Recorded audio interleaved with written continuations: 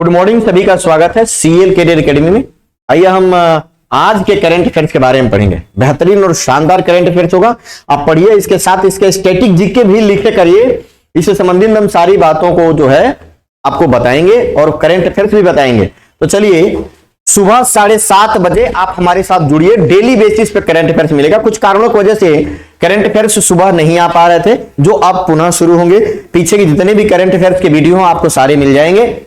Marathon महीने का class भी आपको मिलेगा और डेली बेसिस पर हम आज से शुरू कर रहे हैं पुनः करंट अफेयर्स की क्लास।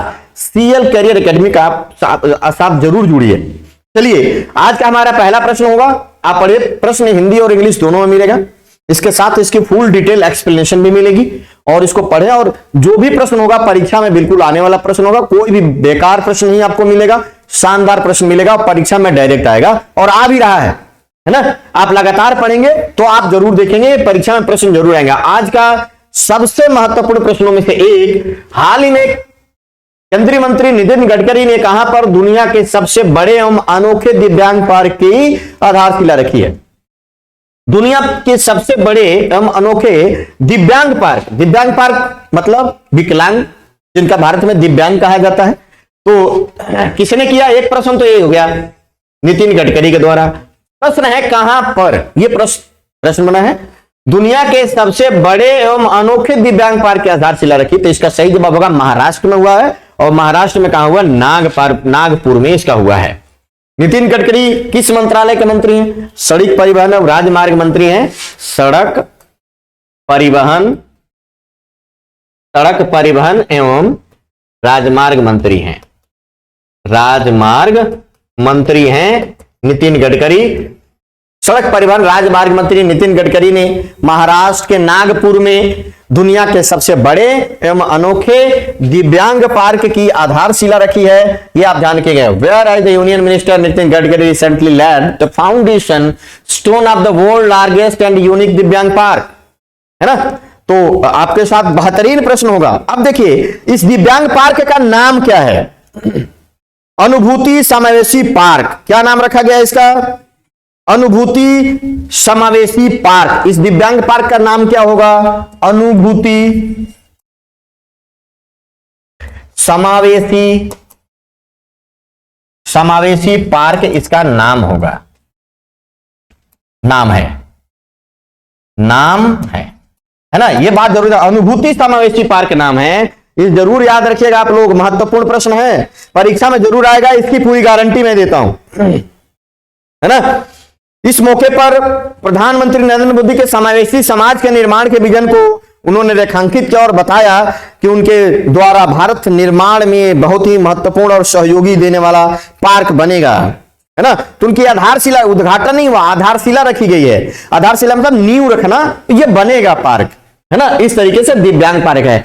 वेरी जैसे अभी मैंने जो आप देखेंगे, जो ये पार्क बता रहा हूं अभी मैं, आप सीएचएसएल का पेपर देखिए, उसमें फायर पार्क पूछा गया था, किसी में टायर पार्क जो बनता है, उसी तरीके से दिव्यांग पार्क है। ये परीक्षा में जरूर आएगा, आप लोगों को जरूर याद रखना चाहिए। इस तरीके का करंट अफेयर जो आपको सीएल कैरियर एकेडमी के प्लेटफॉर्म पे मिलता है, जो कि आपको पढ़ना चाहिए और लिख के रखना चाहिए। परीक्षा में दोहरा चले जाओ, परीक्षा में प्रश्न अवश्य आएगा। चलिए, ठीक है ना। तो ये सारी बातें आप जरूर देखेंगे। तो एक प्रकार का अद्वितीय पार्क जो है वो बनाया जा रहा है और देश में पूरी दुनिया में समावेशन का संदेश पहुंचाएगा। तो नाम ही है समावेशी पार्क, अनुभूति समावेशी पार्क। तो वेरी मोस्ट इंपॉर्टेंट, नागपुर जो है वो महाराष्ट्र में है। महाराष्ट्र में है। अभी देखेंगे महाराष्ट्र से एक और प्रश्न बनेगा। महाराष्ट्र के सीएम एकनाथ शिंदे हैं, जबकि वहां का राज्यपाल भगत सिंह कोश्यारी के त्याग पत्र देने के बाद वहां नए राज्यपाल बने हैं। तो महाराष्ट्र के नए राज्यपाल कौन हैं? 13 राज्यों में राज्यपाल बदले थे। राज्यपाल है रमेश बैस महाराष्ट्र के नए राज्यपाल। इज राइट आंसर, बहुत ही महत्वपूर्ण है। एकनाथ शिंदे यहाँ के सीएम है, जबकि राज्यपाल नए आ गए रमेश बैस। आप इसको याद रखिएगा। चलिए, अगले प्रश्न पर आते हैं। हमारा आज के सेशन का पहला प्रश्न, हाल ही में सौराष्ट्र ने किस टीम को हराकर दूसरी बार रणजी ट्रॉफी खिताब जीता?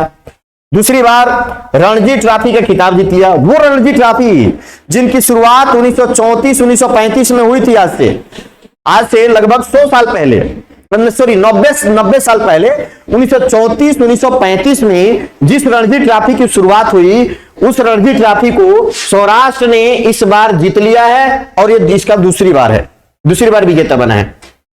तो पूछा जाए किस टीम को हराकर, इनमें किस टीम को हराकर जीता, तो इसका उत्तर सही हो जाएगा बंगाल की टीम को। सी बिल्कुल सही जवाब। अब बंगाल की टीम को कहां हराया? कोलकाता के ईडन गार्डन स्टेडियम में। कहां पर? कोलकाता। फाइनल कहां हुआ?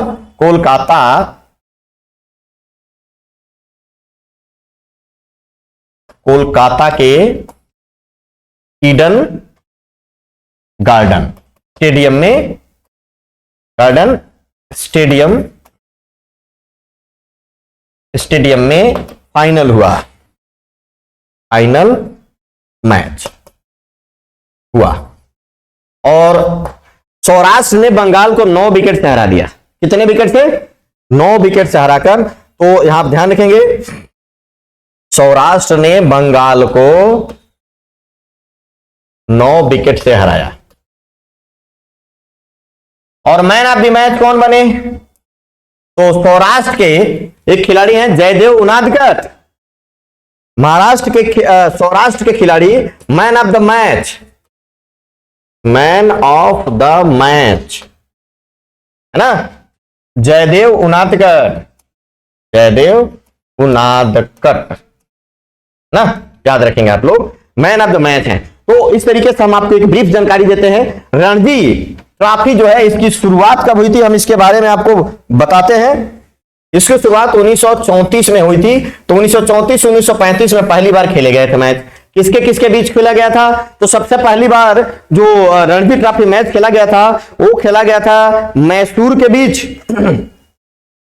मैसूर और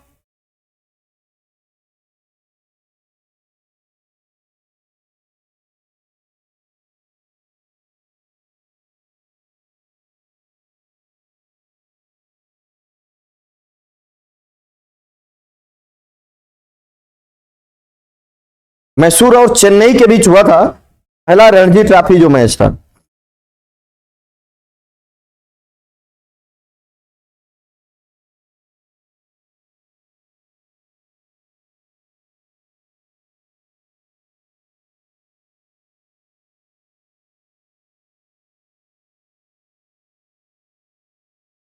उन्नीस सौ 34 में पहली बार टूर्नामेंट हुआ। मद्रास और मैसूर के बीच पहली बार आयोजित हुआ था, मद्रास और मैसूर के बीच 1934-35 में मैसूर और मद्रास के बीच, मद्रास के बीच पहली बार हुआ था और तब से 1934 से शुरू हुआ। तो इस तरीके से इसमें 37 टीमें भाग लेती हैं। कितनी टीमें? 37 टीमें। और एक प्रकार का ये ए श्रेणी मैच होता है, टेस्ट फॉर्मेट में होता है, टेस्ट प्रारूप में या खेला जाता है, टेस्ट प्रारूप में 37 टीमें भाग लेती हैं, ये भी ध्यान रखना है। तो यहां पर ये एक प्रथम श्रेणी क्रिकेट होता है, प्रथम श्रेणी क्रिकेट में लिस्ट ए मैच भी कहा जाता है। तो बंगाल को हराकर सौराष्ट्र पहली बार सौराष्ट्र ने जीता था जो है 2019 में। पिछला विजेता रणजी कौन है? मध्य प्रदेश। पिछली बार मध्य प्रदेश विजेता है। तो 2022-23 का विजेता सौराष्ट्र, 2021-22 का विजेता मध्य प्रदेश। अगला प्रश्न देखिए, हाल ही में किस केंद्रीय मंत्री ने सेमिकॉन इंडिया सम्मेलन का उद्घाटन किया है? किस केंद्रीय मंत्री ने सेमिकॉन इंडिया का सम्मेलन जो हुआ उसका उद्घाटन किया है? धर्मेंद्र प्रधान, अश्विनी वैष्णव, नरेंद्र मोदी या पीयूष गोयल? तो इसका जवाब हो जाएगा अश्विनी वैष्णव। 20 सही जवाब। अश्विनी वैष्णव के द्वारा इसका उद्घाटन किया गया है। आप याद रखिएगा, बड़ा ही महत्वपूर्ण प्रश्न बनेगा ये। सेमिकॉन इंडिया का उद्घाटन केंद्रीय मंत्री अश्विनी वैष्णव, है ना, ये याद रखिएगा। अश्विनी वैष्णव सेमिकॉन इंडिया का उद्घाटन किया है। 18 फरवरी को नई दिल्ली में electronics manufacturing supply chain ecosystem Semicon, 18 फरवरी को नई दिल्ली में इसका उद्घाटन हुआ था। 18 फरवरी को नई दिल्ली में। तो एक ही वजह है कि कहां पर उद्घाटन हुआ, यह प्रश्न अपने आप में बनेगा। 18 फरवरी को नई दिल्ली में उद्घाटन हुआ और किया किसने? अश्विनी वैष्णव, है ना, इन्होंने यहां पे इसका उद्घाटन किया है। अब यहां पे होता है कि ये क्या है इस प्रकार का ये तो electronics manufacturing supply chain ecosystem, जिसको सेमिकॉन इंडिया कहा जाता है, उसका उद्घाटन हुआ है। और अश्विनी वैष्णव संचार, इलेक्ट्रॉनिक और सूचना प्रौद्योगिकी मंत्री हैं और रेलवे मंत्री भी हैं। तो अश्विनी वैष्णव कौन कौन से? संचार एवं सूचना प्रौद्योगिकी, संचार सूचना प्रौद्योगिकी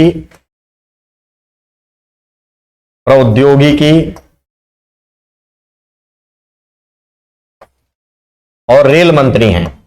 रेल मंत्री भी हैं। इस तरीके से रेल मंत्री भी, संचार सूचना प्रौद्योगिकी भी मंत्री भी अश्विनी वैष्णव है। तो सेमिकॉन इंडिया जो सेमीकंडक्टर है, इन सारी चीजों से जुड़ा हुआ है, इलेक्ट्रॉनिक से जुड़ा हुआ है, से इनका उद्घाटन इनके द्वारा किया गया है।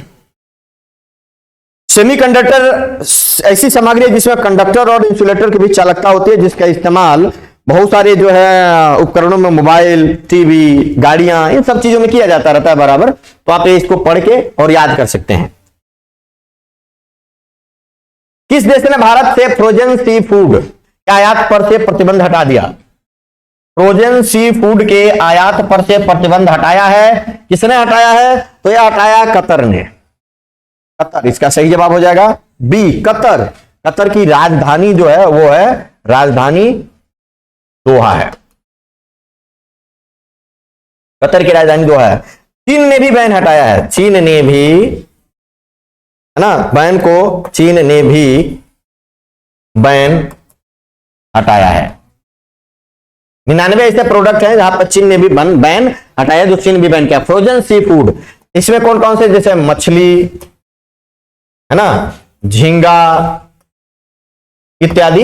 ये जो समुद्र से उत्पादित जो वस्तु होती है, जो भारत उत्पादित करता है और दुनिया में निर्यात करता है, चाहे अरब कंट्री हो, यूरोप हो, और जगह पे जो निर्यात करते हैं, उस पर कतर ने बैन लगाया था, जिसने बैन को हटा दिया, जिससे भारत से संबंध अच्छे रहे। और इन सारी चीजों के लिए कुछ राजनीतिक कारणों से ये सारी चीजें हुई है। तो कतर ने भी और चीन ने भी, इन दोनों ने किया है, तो दोनों उत्तर हो जाएगा, ध्यान रखिएगा।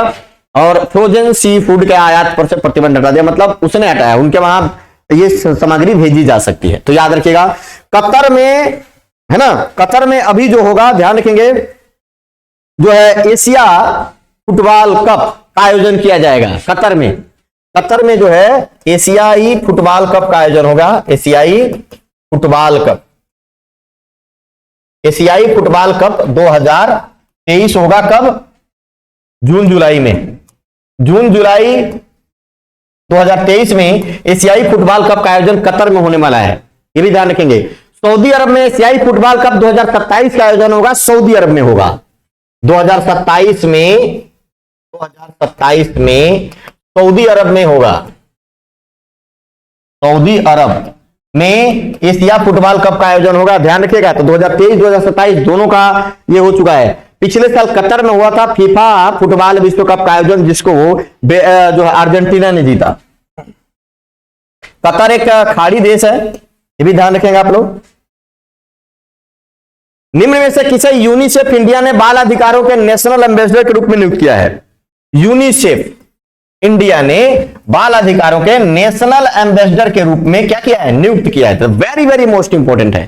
तो इसका उत्तर से हो जाएगा ए, आयुष्मान खुराना। ये जो है अभिनेता हैं, एंकर भी हैं, अभिनेता भी हैं, अभिनेता, है ना, आयुष्मान खुराना, है ना।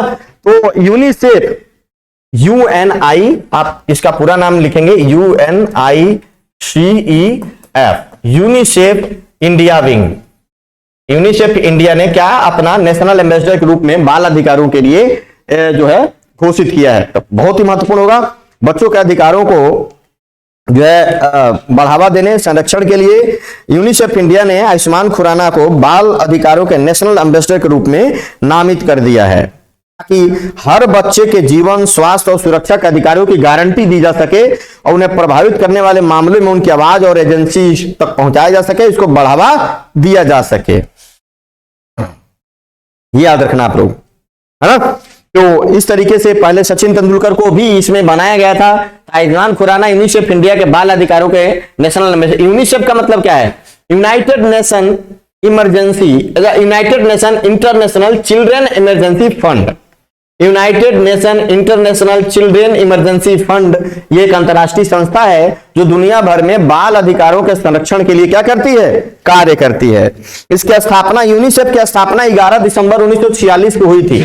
इसकी स्थापना 11 दिसंबर 1946 को हुई थी। और इसका हेड ऑफिस कहां है, तो हेड ऑफिस जो है वह है न्यूयॉर्क में। आप लोग याद रखिएगा, ये पूछा जाता रहता है। और कैथरीन रसेल इसकी प्रमुख हैं। कैथरीन रसेल इसकी निदेशक है, ये ध्यान रखिएगा। तो यूनिसेफ के बारे में भी आपको याद रखना है। वेरी वेरी मोस्ट इंपॉर्टेंट प्रश्न। अगला प्रश्न देखें, हाल ही में कितने सांसदों को सांसद रत्न पुरस्कार 2023 से सम्मानित किया गया है? बहुत ही महत्वपूर्ण है, the very very most important. संसद रत्न पुरस्कार 2023 दिया गया है। पूछा जा रहा है कि कितने सांसदों को, है ना, लोकसभा और राज्यसभा के जो सदस्य होते हैं उनके सांसद कहा जाता है, सम्मानित किया गया। इनको जो अभी दिया जाएगा, घोषणा हुआ है, तो इसका सही जवाब हो जाएगा 13 सांसदों को, है ना। और 13 में से जो है 8 जो है लोकसभा से है और 5 राज्यसभा से हैं। 5 राज्यसभा से हैं और 8 लोकसभा से हैं, ये भी याद रखिएगा। तो 13 सांसदों को संसद रत्न पुरस्कार दिए जाने की घोषणा कर दी गई है। मार्च में इनको दिया जाएगा, है ना, अगले महीने। संसद रत्न पुरस्कार, है ना, जो दिया गया है 25 मार्च को दिल्ली में, ना, 25 मार्च को दिल्ली में किया जाएगा। 25 मार्च को दिल्ली में किया जाएगा, है ना। तो 13 को नामित किया गया है, 13 सांसदों को नॉमिनेट कर लिया गया। इसकी घोषणा हो जाएगी। राज्यसभा के 5 जबकि लोकसभा के 8 सदस्य, है ना। अब इसमें बीजेपी से जो सदस्य हैं, बीजेपी से जो है वो है 5, बीजेपी से 5 सदस्य हैं।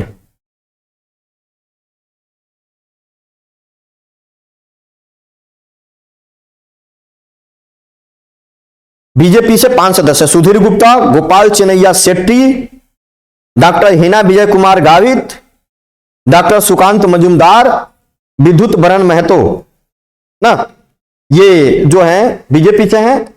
कुलदीप राय शर्मा कांग्रेस से हैं। अधीर रंजन चौधरी, इनको भी सांसद रत्न पुरस्कार के लिए नामित किया गया। अधीर रंजन चौधरी कांग्रेस पश्चिम बंगाल से हैं। डॉक्टर अनमोल राय सिंह कोल्ले, ये भी जो है राष्ट्रीय कम्युनिस्ट पार्टी से हैं, महाराष्ट्र से, इनको दिया गया है। तो ये अब तक 8 लोग जो हैं लोकसभा से हैं।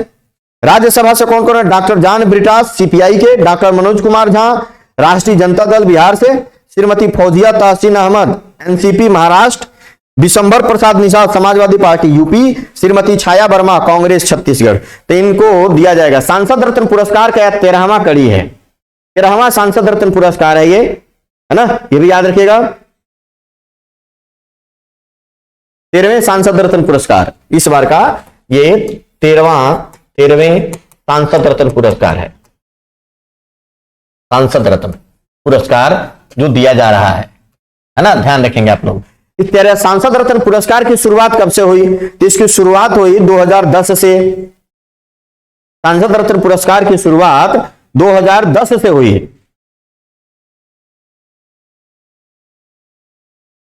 शुरुआत 2010 से, है ना। किसके कहने पर शुरुआत हुई? तो पूर्व प्रधान राष्ट्रपति एपीजे अब्दुल कलाम के सिफारिश पर, है ना। एपीजे अब्दुल कलाम के सिफारिश पर यह किया गया। एपीजे अब्दुल कलाम की सिफारिश पर कि जो अच्छे काम करने वाले सांसद हैं उनको सम्मानित किया जाए, है ना। तो ध्यान रखिएगा, इस बार 13 को किया गया है। महत्वपूर्ण प्रश्न होगा। हाल ही में शिवसेना जो एक राजनीतिक पार्टी है का नया प्रमुख किसे चुना गया है? Who has been elected as a new Shiv Sena chief political party recently? तो शिवसेना का नया चीफ जो नियुक्त किया गया है, ये किया गया है एकनाथ शिंदे और ये महाराष्ट्र के मुख्यमंत्री भी हैं, महाराष्ट्र के सीएम हैं, और इनको उद्धव ठाकरे इनको जो है शिवसेना का नया प्रमुख नियुक्त किया गया है, शिवसेना का नया प्रमुख नियुक्त किया गया है, याद रखेंगे आप लोग, शिवसेना का नया प्रमुख नियुक्त किया गया है। वही जो है शिवसेना की स्थापना बाला साहब ठाकरे ने महाराष्ट्र में की थी, जो वहां की एक पॉलिटिकल पार्टी है और हिंदुत्व को लेकर ये काम करती है ना। तो चुनाव आयोग ने एकनाथ शिंदे को शिवसेना का असली मुखिया घोषित किया है ना, जो है एकनाथ शिंदे को। तो ध्यान रखिएगा, इसका सही जवाब हो जाएगा सी, है ना। शिवसेना जो महाराष्ट्र में एक सक्रिय राज्य स्तरीय पार्टी है, नया प्रमुख जो है अब होंगे एकनाथ शिंदे। हाल ही में जेपी नड्डा ने Modi's stopping a global order in flux, ये किताब है, जेपी नड्डा ने इसका विमोचन किया है। किताब का नाम क्या है? Modi stopping a global order in flux, याद रखेंगे आप लोग। Recently release the book Modi's stopping a global order in flux, याद रखेंगे। इस पुस्तक का क्या क्या विमोचन किया है जेपी नड्डा, जो बीजेपी के राष्ट्रीय अध्यक्ष हैं, उन्होंने किया है। प्रश्न पूछा जा रहा है कि इस पुस्तक को किसने लिखा है? इस पुस्तक को लिखा है हमारे विदेश मंत्री एस जयशंकर ने, है ना। इसका सही जवाब हो जाएगा बी, एस जयशंकर ने इस किताब को लिखा है और नरेंद्र मोदी के ऊपर ये लिखा गया किताब है। ये ध्यान रखिएगा, एक महत्वपूर्ण वेरी वेरी इंपॉर्टेंट प्रश्न बनेगा, याद रखेंगे आप लोग। नरेंद्र मोदी से जुड़ी हुई जितनी किताबें हैं आप उसको एक बार जरूर पढ़ लेंगे, क्योंकि परीक्षा में पूछा जा सकता है कि नरेंद्र मोदी के ऊपर कौन कौन से किताब लिखे गए हैं। नरेंद्र मोदी दृष्टि और उपलब्धियां एक किताब है। भारत पुत्र Damodar Das Narendra Modi, Modi @20 dreams meet delivery, है ना, यह भी लिखा जा चुका है। नरेंद्र मोदी एक राजनीतिक जीवनी, नरेंद्र मोदी क्रिएटिव डिसरप्टर, है ना। ये सब प्रश्न 21 leadership lessons of Narendra Modi Damodar Das Modi, ये किताब जो है लिखे जा चुके हैं। तो इस किताब का ध्यान रखिएगा, महत्वपूर्ण प्रश्न होगा, परीक्षा में जरूर आएगा ये। भारत के पहले हाइब्रिड साउंडिंग रॉकेट को कहां से लॉन्च किया गया? अब देखो ये किस प्रकार का रॉकेट है, ये भारत का पहला है, और पहला जो चीज होता है परीक्षा में अवश्य पूछा जाता है। Hybrid sounding rocket, hybrid sounding rocket कहां से लॉन्च किया गया ये पूछा जा रहा है। चंगलपट्टू, चेन्नई, महाबलीपुरम या तूतीकोरिन, कहां से लॉन्च किया गया है ये बताना है। और ये बहुत ही महत्वपूर्ण प्रश्न बनेगा कि कहां से लॉन्च किया गया है, वेरी वेरी मोस्ट इंपॉर्टेंट, बहुत ही महत्वपूर्ण प्रश्न है, आप इसको जरूर याद रखिएगा। तो चंगलपट्टू ये कहां है? चंगलपट्टू है तमिलनाडु में, चंगलपट्टू जिला है, पट्टीपुलम गांव से लॉन्च किया गया है। इसका सही जवाब हो जाएगा ए, चंगलपट्टू। चंगलपट्टू जिले के, ये जिला है, जिले के, चंगलपट्टू जिले के पट्टीपुलम गांव से, पट्टीपुलम, पट्टीपुलम गांव से, और ये कहां है? ये तमिलनाडु में है, तमिलनाडु में से लॉन्च, इसको जो है लॉन्च किया गया है, याद रखिएगा। तो इसका सही जवाब हो जाएगा, भारत के पहले हाइब्रिड साउंडिंग रॉकेट लॉन्च कर दिया गया है सफलतापूर्वक। मार्टिन फाउंडेशन ने doctor APJ Abdul Kalam international foundation और स्पेस जोन इंडिया के सहयोग से, किसने किया है? Doctor APJ Abdul Kalam, doctor APJ Abdul Kalam, इस संस्था का नाम है doctor APJ Abdul Kalam international foundation, international foundation, APJ Abdul Kalam international foundation, और है ना, और स्पेस जोन इंडिया के सहयोग से, स्पेस जोन इंडिया के सहयोग से इसको लॉन्च किया गया है। तो ये प्रश्न याद रखेंगे आप लोग, इस सहयोग से इसको लॉन्च किया गया है।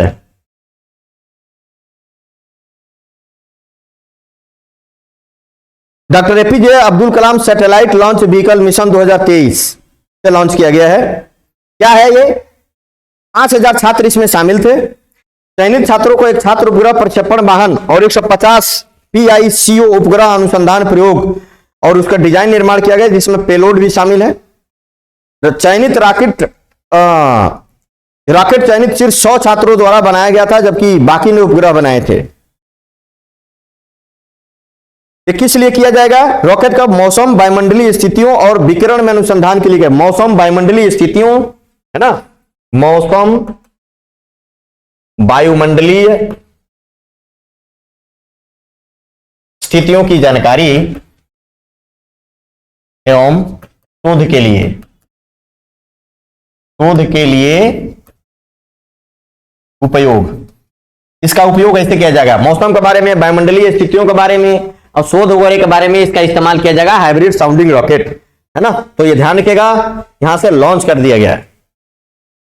संयुक्त राष्ट्र महासचिव ने किस भारतीय कनाडाई को कुपोषण समाप्त करने का अभियान स्केलिंग अप न्यूट्रिशन मूवमेंट का संयोजक नियुक्त किया है? देखिए किसने? संयुक्त राष्ट्र महासचिव ने किस भारतीय कनाडाई नागरिक को कुपोषण समाप्त करने के, है ना, अभियान, संयुक्त राष्ट्र एक अभियान चलाता कुपोषण समाप्त करने के लिए, स्केलिंग अप न्यूट्रिशन मूवमेंट, है ना, तो उसका संयोजक नियुक्त किया है। किसको नियुक्त किया है? आपके पास 4 विकल्प है, इसका ऑप्शन हो जाएगा बी, अफसा खान।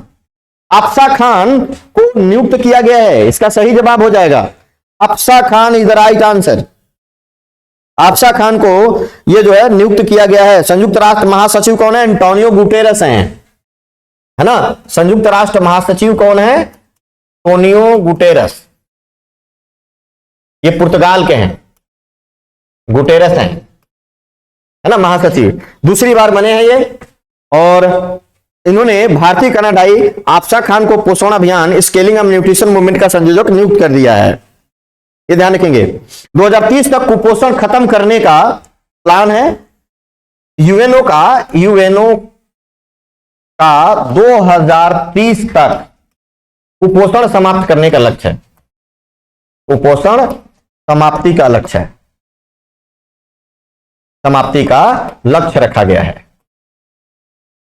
तो ध्यान रखिएगा, यह प्रश्न हो जाए कि यूएनओ ने कब तक जो है कुपोषण समाप्त करने का लक्ष्य रखा है? 2030 तक कुपोषण को समाप्त करने का लक्ष्य रखा है। बड़ा महत्वपूर्ण प्रश्न बनेगा, है ना। 65 देशों और 4 भारतीय राज्यों को नेतृत्व वाली एक पहल है ना। 65 देश भी इसमें शामिल हैं। और अफसा खान जो नीदरलैंड की गेर्डा बेरबर्ग की जगह लेंगी, नीदरलैंड की गेर्डा बेरबर्ग की जगह लेंगी, उनके जगह जो है अब आसफा खान को नियुक्त किया गया है स्केलिंग अप न्यूट्रिशन मूवमेंट का, है ना, संयोजक नियुक्त किया गया है। यह ध्यान रखिएगा, बहुत महत्वपूर्ण प्रश्न बनेगा। आसफा खान कनाडा और ब्रिटेन की दोहरी नागरिकता रखती हैं। ये कनाडा के साथ साथ आसफा खान कनाडा प्लस ब्रिटेन की नागरिक हैं, ब्रिटेन की दोहरी नागरिक है ना, ये ध्यान रखिएगा, तो सही जवाब हो जाएगा। तो इस तरीके के प्रश्न पढ़िए, ऐसे ही प्रश्न परीक्षा में पूछे जाएंगे। चलिए आज के लिए इतना ही, कल फिर मिलेंगे इसी तरीके के प्रश्नों के साथ। सभी लोगों का बहुत बहुत धन्यवाद। जय हिंद, जय भारत।